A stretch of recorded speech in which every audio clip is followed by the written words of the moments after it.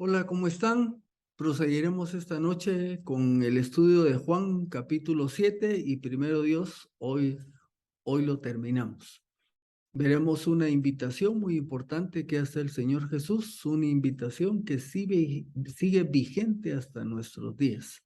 Así que al entrar al estudio veremos de qué se trata. Y ahora sí, arrancamos. En la sección anterior que vimos, Jesús anticipa su futura ascensión.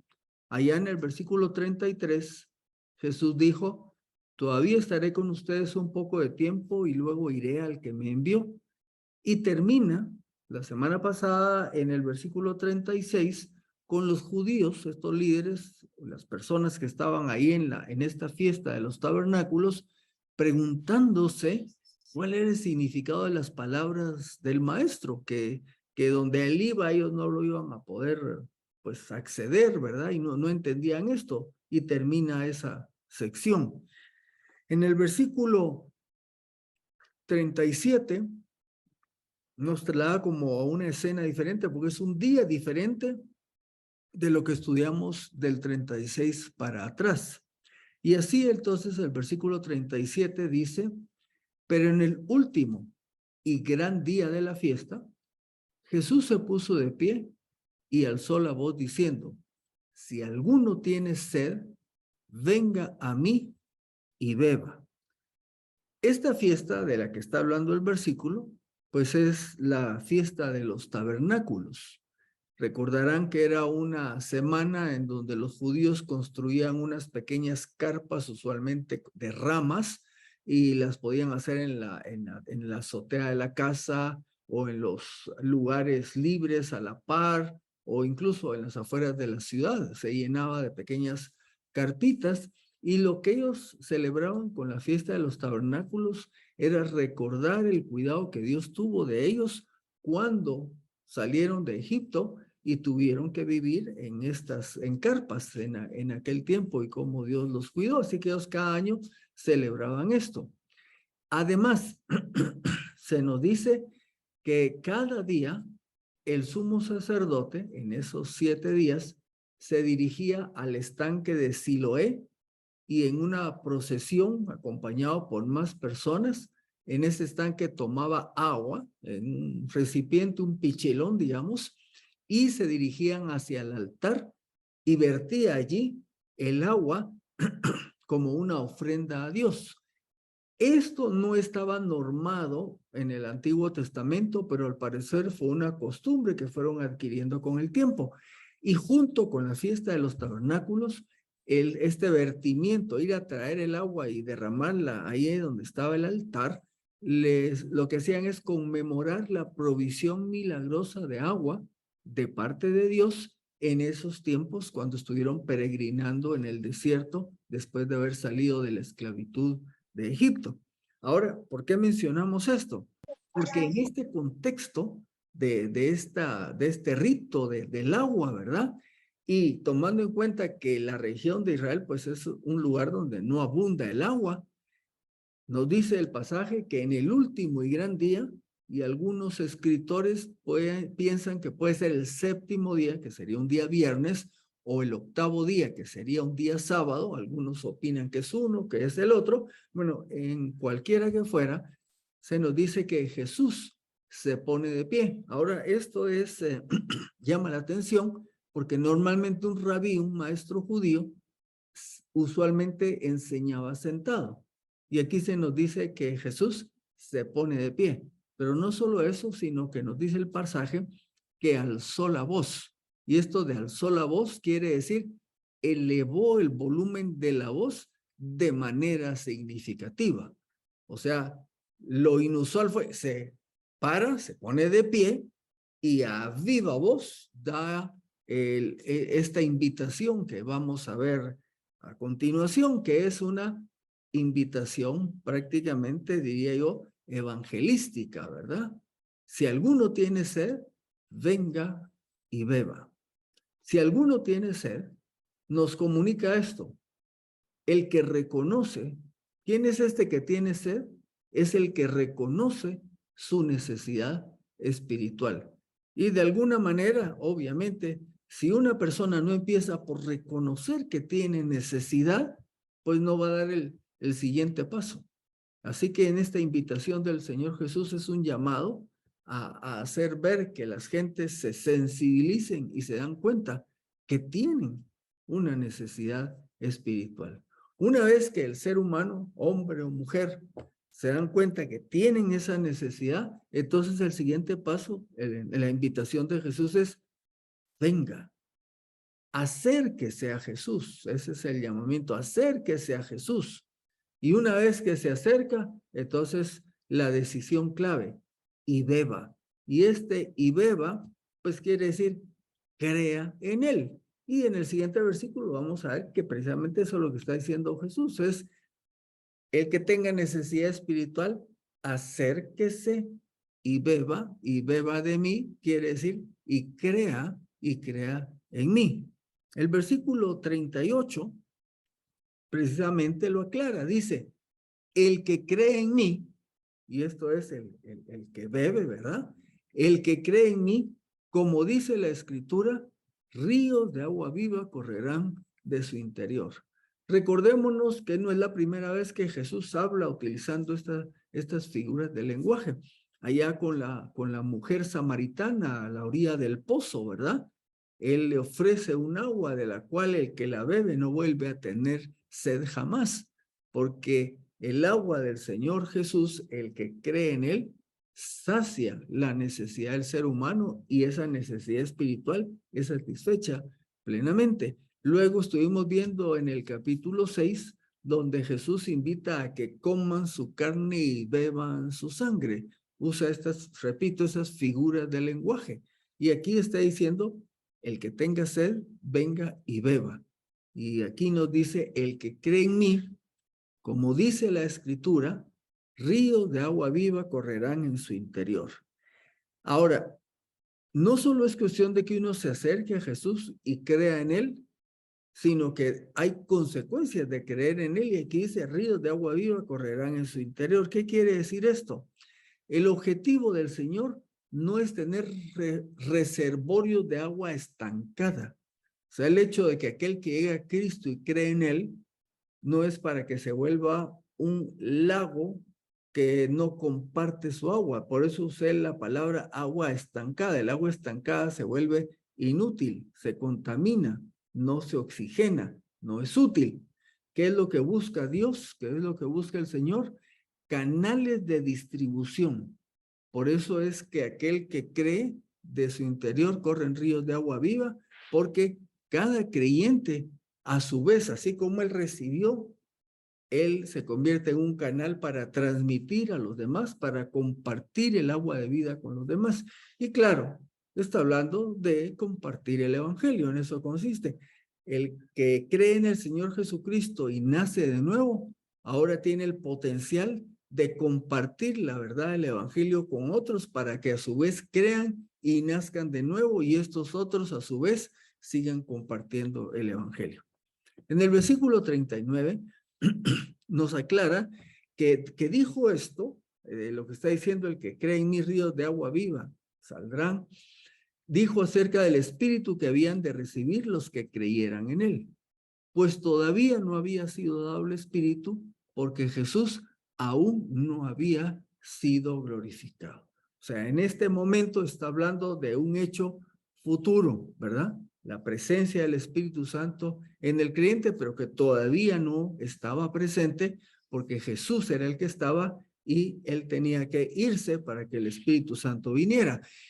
Más adelante, pues vamos a ver en otro pasaje cómo lo aclara Jesús. El Espíritu Santo haría morada en el creyente hasta que Jesús hubiera ascendido y sido glorificado. Al decir esto, no estamos diciendo que en ese momento el Espíritu Santo no tenía ninguna función. No estamos diciendo que no haya estado activo en ese tiempo ni en el pasado. En el Antiguo Testamento hay múltiples pasajes donde nos habla de la tarea del Espíritu Santo en el ministerio, en la vida de los hombres que Dios seleccionaba para tareas especiales.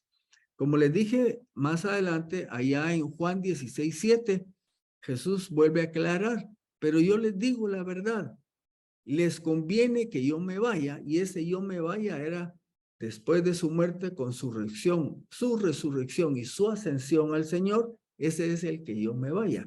Porque si yo no me voy, el Consolador, y la palabra Consolador se está refiriendo al Espíritu Santo. Si yo no me voy, el Consolador no vendrá a ustedes. Y si yo voy, si Él va con el Padre de nuevo, enviará al Consolador. Entonces aclara que esta idea de cuando uno cree en Él, ríos de agua viva correrán, es una obra que estará a cargo del Espíritu Santo cuando el Señor Jesús haya ascendido y el Espíritu Santo haya venido. ¿Cuándo se cumplió esto? Se cumplió fundamentalmente en Hechos 2, cuando el Espíritu Santo vino sobre los 120 que estaban en aquel aposento alto, y después cuando Pedro comparte el Evangelio y como 3,000 personas creen en Cristo. Y aquí es donde se está cumpliendo esto que estamos viendo acá. En el versículo 40, entonces dice, cuando algunos de la multitud oyeron estas palabras, decían, verdaderamente, este es el profeta. Otros decían, este es el Cristo. Entonces estamos viendo que fruto de estas enseñanzas, de estas palabras que está diciendo el Señor, hay gente que está creyendo. Como dice aquí, algunos de la multitud oyeron estas palabras y decían, verdaderamente, este es el profeta. Vamos a ver a qué se refiere con el profeta. Otros decían, este es el Cristo. Los que creyeron dijeron, verdaderamente es el profeta, es el Cristo. Veamos algunos pasajes que nos aclaran. Ya en estudios anteriores vimos algo del profeta. ¿Se recuerdan allá en la alimentación de los 5,000? Este grupo que es alimentado, dicen, ¿será este el profeta? Bueno, este término viene de Deuteronomio 18:15, que dice, el Señor tu Dios te levantará un profeta como yo de en medio de ti. Esto lo está Dios con Moisés, ¿verdad?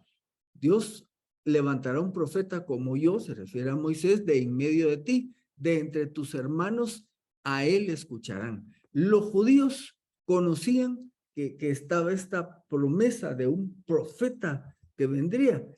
Un buen número de judíos lo asociaban con que se refería precisamente al Mesías, pero habían otros judíos que como que tenían dividido que uno era el profeta y otro era el Mesías, así como dijeron aquí, es el profeta, y otros decían, es el Cristo, el Mesías. Bueno, en realidad el profeta de Deuteronomio 18:15 es el Señor Jesús y el Mesías es el Señor Jesús.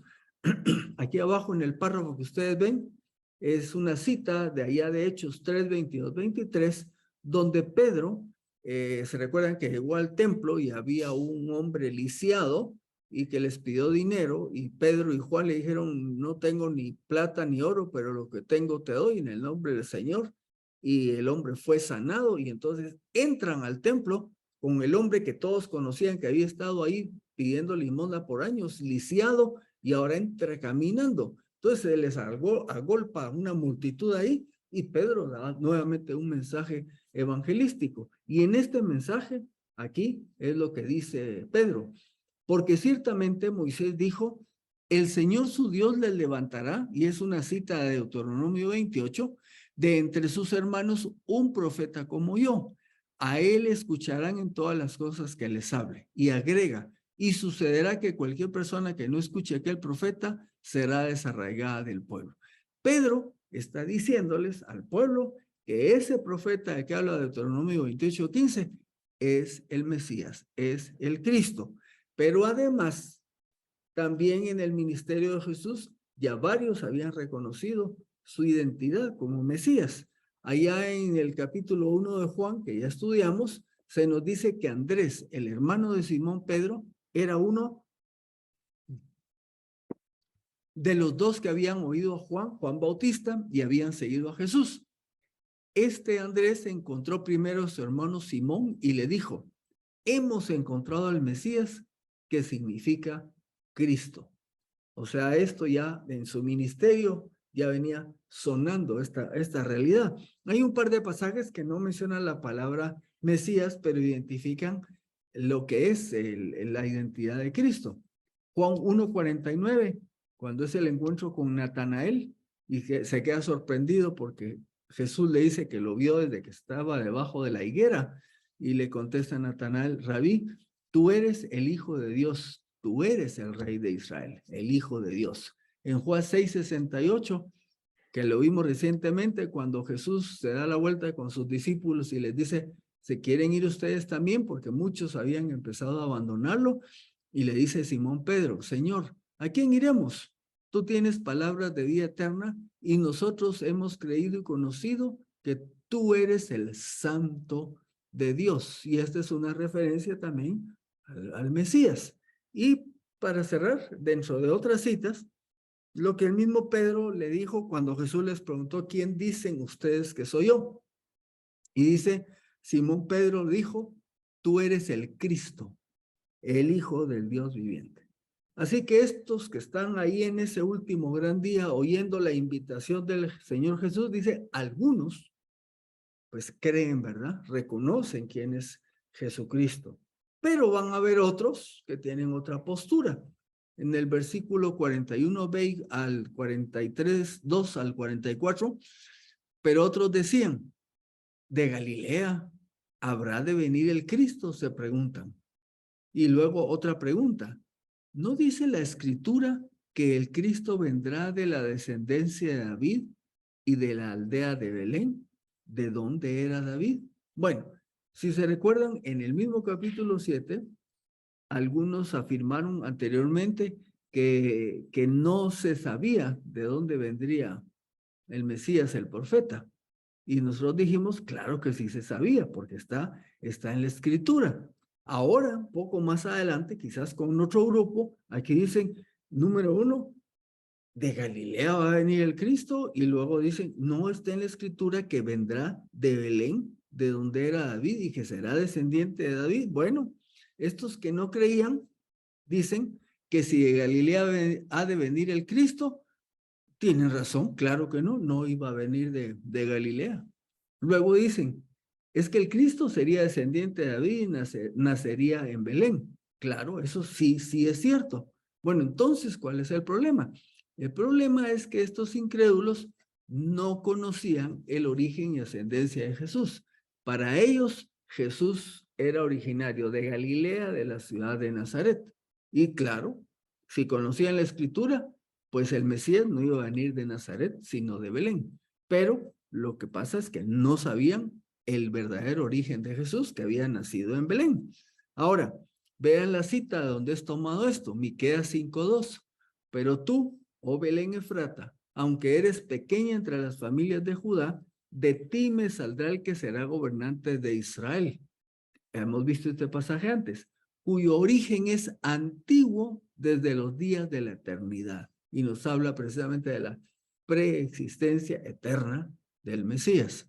Recordémonos también que cuando los magos llegan con Herodes y preguntan que dónde iba a nacer el rey, Herodes le pidió a los hombres versados en la materia y ellos le respondieron: en Belén de Efrata. O sea, y obviamente buscaron la escritura y encontraron Miqueas 5:2.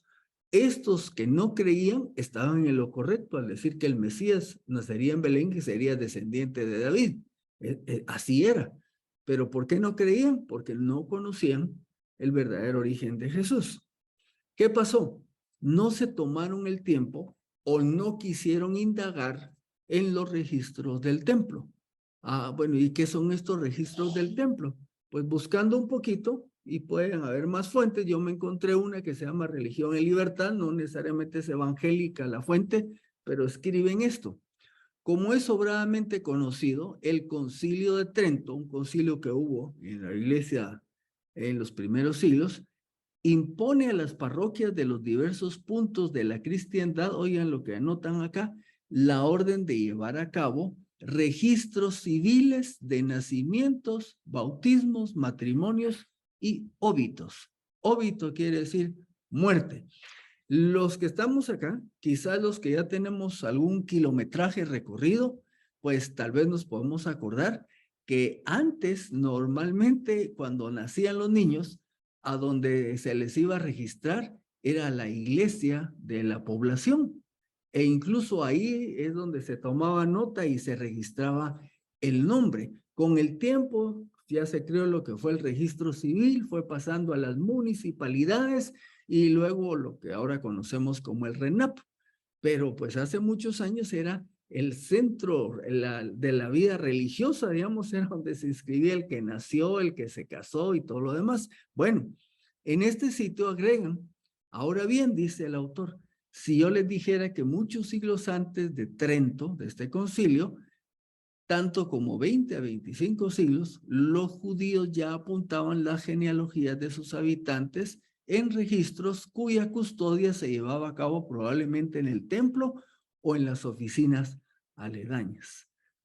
Por eso que digo, si de verdad, vamos a ver más adelante los líderes, pero si hubieran querido indagar acerca de Jesús, había cómo indagar. Así que o no quisieron, les dio pereza, o no sabían, o sencillamente mejor no quisieron indagar porque se iban a confrontar con que la realidad de Jesucristo, que había nacido en Belén y que era descendiente de David, y Jesús descendiente de David de los dos lados, tanto por el día de su papá adoptivo, que fue José, y por la vía de su mamá María. De las dos vías, él era descendiente de David. Esas genealogías son las que se presentan en Mateo y en Lucas. Bueno, en este mismo sitio que estoy citando, se menciona el caso de Flavio Josefo. Flavio Josefo, quizás lo hemos mencionado por aquí otras veces, fue un historiador judío, no necesariamente cristiano, que vivió entre el año 30, del 30 al 100 de la era cristiana. En su autobiografía, él escribe esto: esta genealogía de nuestra familia, se refiere a Josefo, tal cual la encontré inscrita en los registros públicos y así la expongo con la intención de callar a quienes pretenden calumniarnos. Lo que estoy argumentando acá es que había fuente de información y se considera que en el templo o en alguna de las instancias que ellos manejaban, había un registro de las genealogías de los que nacían y de dónde habían nacido. Era posible determinar esta información de Jesús. Así que, anoto, no sabían o no quisieron indagar u ocultaron la información. Pues el texto que estamos estudiando no nos da esa respuesta. Lo que estamos diciendo es que si hubieran querido, hubieran podido averiguar. Yo agrego algo más acá. Los líderes también pudieron haberle preguntado a María, ¿verdad? Imagínense, vimos en unos capítulos anteriores que Jesús se entera que los judíos estaban al tanto de que él estaba desarrollando un discipulado que estaba creciendo más que el discipulado de Juan el Bautista.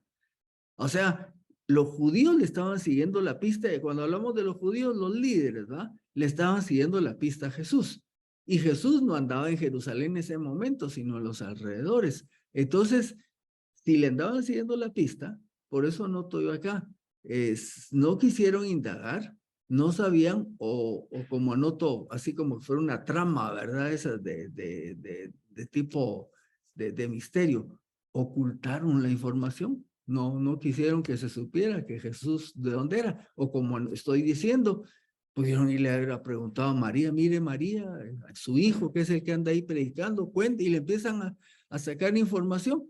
Los mismos hermanos de Jesús andaban en esas reuniones de las fiestas, o los discípulos, ¿verdad? Cuando alguien quiere sacar información, la saca, pero no, siguieron necios con que era Galileo, ¿verdad? Y que por lo tanto no podía ser el Mesías. Nos vamos a los versículos 43 y 44. Con esto de que unos decían que era el profeta o el Mesías y otros no puede ser porque no nació donde se supone que van a ser el Mesías, dice, había disensión entre la gente por causa de él, o sea, por causa de Cristo había disensión. Algunos de ellos querían tomarlo preso, pero ninguno le echó mano. La palabra disensión viene de esta palabra cisma, y si ustedes quieren han oído esa palabra que también se llama cisma. La palabra cisma se habla de cuando la iglesia de Oriente se separó de la iglesia de Occidente, o sea, la iglesia ortodoxa griega que es hoy y la iglesia católica romana. Allá por el siglo X fue el cisma, la separación de estos dos grandes grupos, más grande el de Occidente, la católica romana. Bueno, la palabra disensión, según el diccionario de la lengua española, quiere decir oposición o contrariedad de varias personas en los pareceres o en los propósitos. ¿Es o no es el Mesías? Ahí estaba la discusión. Y el mismo diccionario dice que puede incluso llegar a contienda, riña o altercado. Así que la cosa ahí como que se puso algo caliente el ambiente, ¿verdad? El asunto, anoto, se puso duro entre los que creían y los que no. Recordemos el versículo 32 en el estudio pasado. Los fariseos oyeron que la multitud murmuraba estas cosas acerca de él. ¿Qué cosas? Bueno, de si era o no era el Mesías. Y los principales sacerdotes y los fariseos enviaron guardias para tomarlo preso. Estamos hablando en esta semana, en esta fiesta. Cuando Jesús llegó a la mitad de la semana y empezó a enseñar, entonces estos vienen y mandan a los guardias del templo para apresarlo. Como dice el versículo que estamos viendo, algunos de ellos querían tomarlo preso, pero ninguno le echó mano. La pregunta es, ¿pero por qué no lo tomaron preso? Hemos respondido ya esto, la vez pasada platicamos. Es que no era su hora.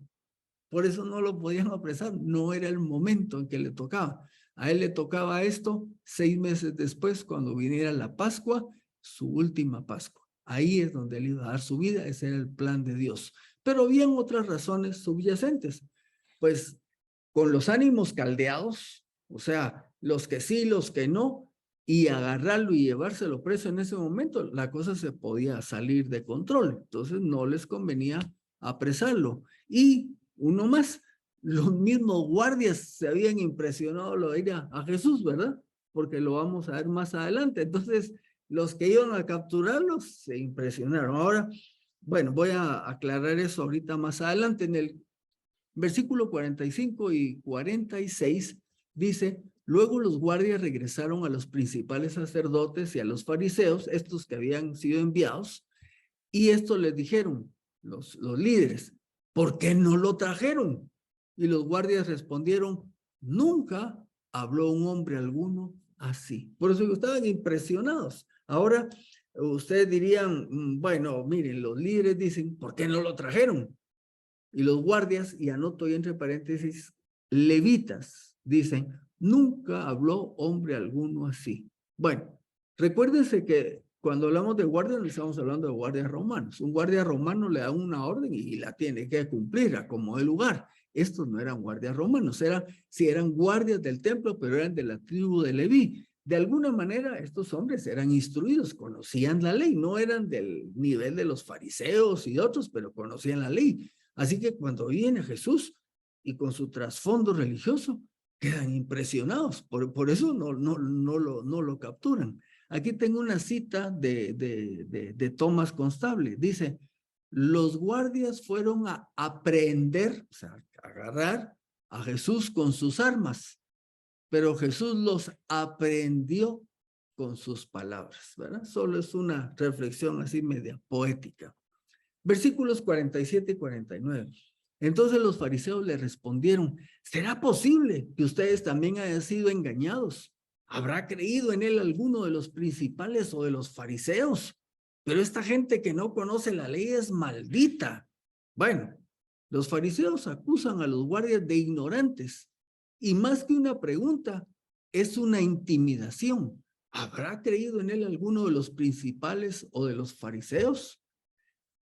Cuando dice principales se refiere a los miembros del Sanedrín y cuando dice fariseos son los maestros oficiales. Así que hacer esta pregunta que me dice, a ver, ¿cómo va a ser eso que alguno de ellos? Por eso digo, eso es una intimidación. Y la realidad es que sí, ya habían algunos creído. ¿Se acuerda usted de Nicodemo?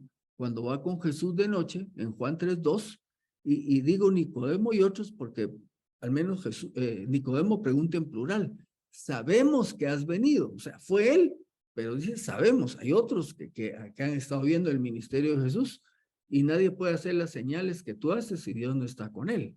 Entonces, había ya principio de acercamiento de fe a Jesús. Más adelante, en Juan 12:42, dice el pasaje, no obstante, aún de entre los dirigentes, muchos creyeron en él, pero por causa de los fariseos no lo confesaban para no ser expulsados de la sinagoga. La pregunta que están haciendo estos líderes, el punto es que sí, ya habían algunos dirigentes que estaban creyendo en Jesús. Lucas 8:41. He aquí un hombre llamado Jairo que era principal de la sinagoga.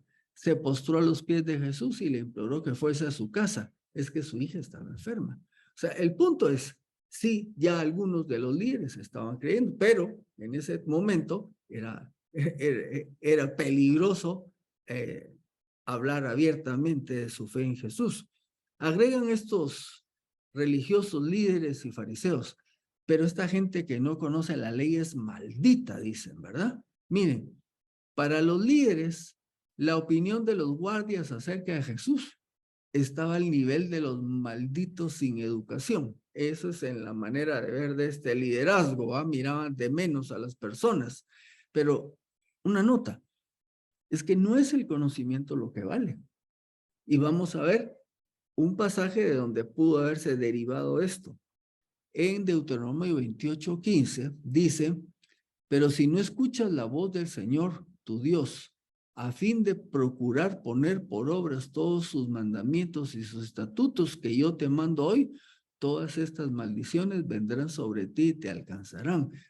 Mire lo que anoté. Si no escucha la voz del Señor, o sea, no es cuestión solo de saberse de memoria la palabra, sino dice que escuchemos la voz del Señor. Sí, hay que memorizarla, pero para ponerle atención. ¿Pero qué más? A fin de procurar poner por obras todos sus mandamientos y estatutos. El problema de estos líderes es que podían conocer, entre comillas, la palabra, pero otra cosa es que tenían la intención de ponerlas por obra. Y es al que no lo ponía por obra, al que lo podía alcanzar las maldiciones. Así que no por ser de baja educación religiosa, es que eran malditos. Esa era la opinión de ellos como líderes. Si estos líderes hubieran tomado el tiempo de escuchar al Señor Jesús, quizás se hubieran podido percatar de que su enseñanza era según la ley y que su identidad correspondía a quien él decía ser. El problema, el orgullo intelectual o dureza de corazón, enceguece a las personas y no pueden ver que Jesús es Dios. Y llegamos al final. Nicodemo, el que fue a Jesús al principio y que era uno de ellos, recuérdense que era de los principales, era del Sanedrín, les dijo, ¿juzga nuestra ley a un hombre si primero no se le oye y se entiende qué hace? Le respondieron los demás y le dijeron, ¿eres tú también de Galilea? Escudriña y ve que de Galilea no se levanta ningún profeta. Aquí interviene Nicodemo y pregunta, si ya están emitiendo un juicio sin haber escuchado al acusado. Ahora mire lo que dice Deuteronomio 1:16. Moisés enseñó, en aquel tiempo mandé a sus jueces diciendo, oigan la causa de sus hermanos y juzguen con justicia entre un hombre y su hermano o el forastero que está con él. Oigan. No hagan distinción de personas en el juicio.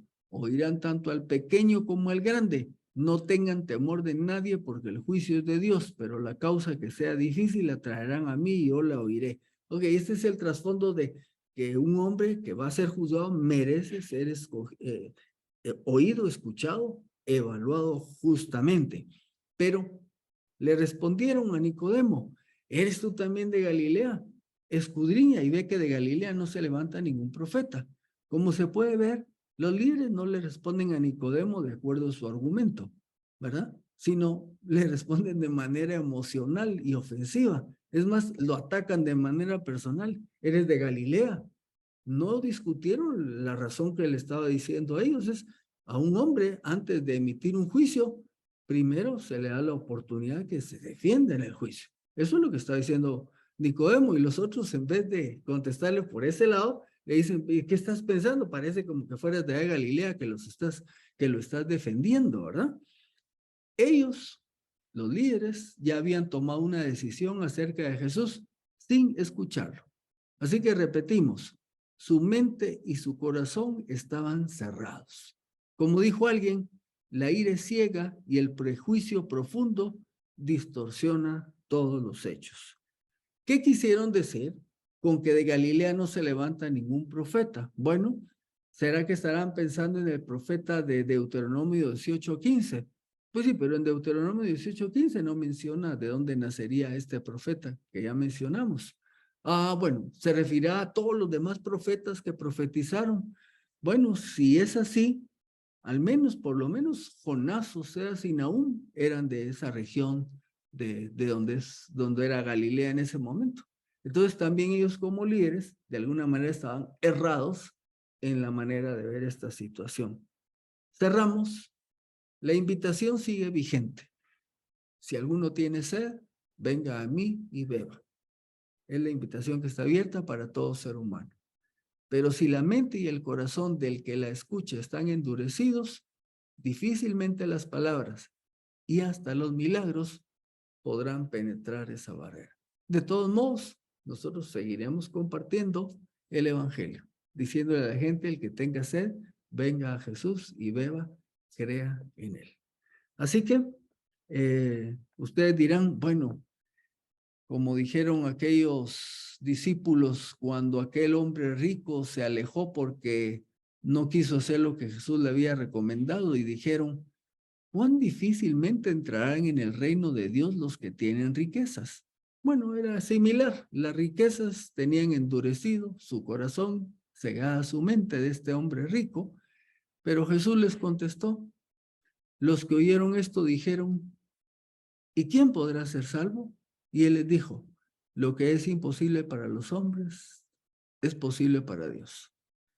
Si un Pablo, que en su celo religioso estaba persiguiendo a los cristianos, tuvo un encuentro con Jesús y dio un giro de 180 grados de perseguidor a proclamador, pues ahí tenemos el ejemplo de la obra de Dios.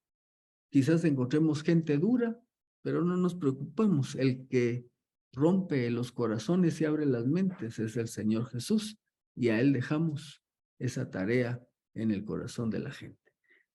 Gracias a Dios concluimos este capítulo el día de hoy, y como dijimos al inicio, esa invitación de Jesús: el que tenga sed, venga y beba, sigue vigente. Todo aquel que reconoce su necesidad espiritual y se acerca a Jesús y cree en Él, como Él mismo enseñó, de su interior correrán ríos de agua viva. Número 1, su sed interna, su necesidad espiritual será saciada, pero a la vez se vuelve un canal por medio del cual la sed de otros puede ser saciada a la medida que se comparte las buenas noticias del Evangelio del Señor Jesucristo. Nos vemos hasta la próxima.